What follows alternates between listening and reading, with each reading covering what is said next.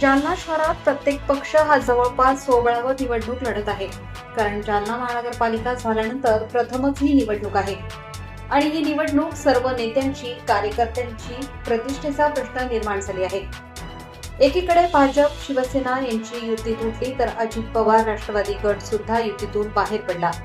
त्यांनी सुद्धा आपापले उमेदवार प्रभागात टाकले आहे.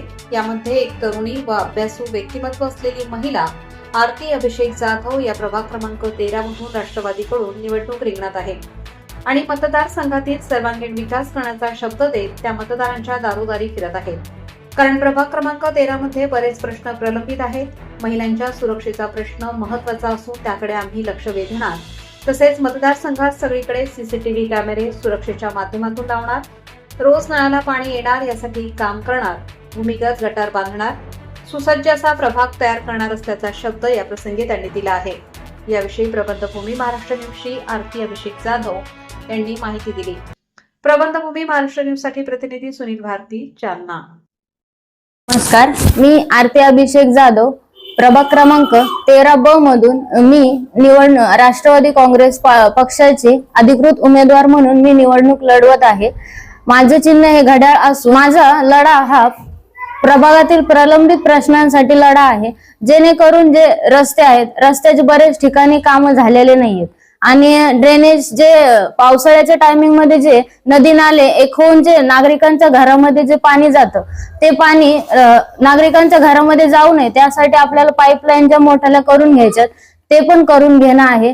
जे पाणी जे 8 ते 10 दिवसातून जे पाणी येतं प्रभागामध्ये ते नागरिकांना खूप त्रासदायक आहे. काही नागरिकांना 3-3, 4-4 दिवसामध्ये पाण्याची टंचाई भासते. त्यामुळे त्या पाण्यासाठी आपल्याला प्रभागामध्ये निदान 3 ते 4 दिवसांमध्ये पाणी आणणे गरजेचे आहे. आणि साफसफाई म्हणलं जी घंटागाडी येते ती 2 दिवस मंगळवारी येत नाही, शुक्रवारी येत नाही असं होतं. त्यामुळे कचरा व्यवस्थापन हे बऱ्याच ठिकाणी कुठेही कचरा पडलेला दिसतो. ती गाडी जर रोज आली तर कचरा व्यवस्थित सगळं गाडीमध्ये जाईल आणि कचऱ्याची समस्या भासणार नाही. त्यावर आपण त्या समस्यावरही आपण तोडगा काढणार आहोत. तसेच आपण ज्या नागरिकांच्या काही समस्या आहेत त्यामध्ये आपण नागरिकांसाठी एक हेल्पलाईन नंबर सुरू करणार. ते हेल्पलाईन वर नागरिक कोणत्याही प्रकारची समस्या मांडू शकतात व आपण त्या समस्यांवर तोडगा काढण्यासाठी सगळे एकत्रित मीटिंग घेऊन आपण त्या नागरिकांच्या समस्यावर तोडगा काढू शकतो. तसेच महिलांसाठी महिलांच्या सुरक्षेसाठी आपल्याला बऱ्याच ठिकाणी प्रभागामध्ये बऱ्याच ठिकाणी कॅमेरे सीसीटीव्ही बसवायचे आहेत आणि महिलांसाठी परत कोणी विधवा महिला असतात त्यांना गरज लागते त्यांच्यासाठी आपल्याला बऱ्याच समस्या असतात बऱ्याचशा.